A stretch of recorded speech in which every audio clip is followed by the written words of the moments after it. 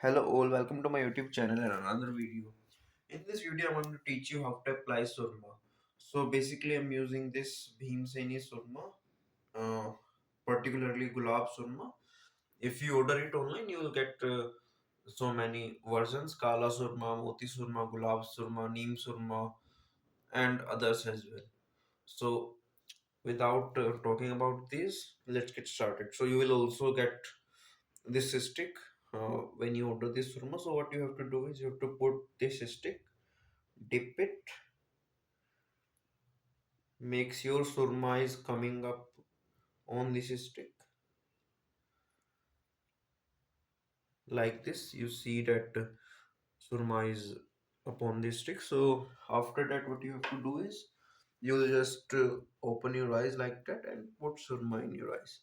So I'm going to use a mirror. Simply just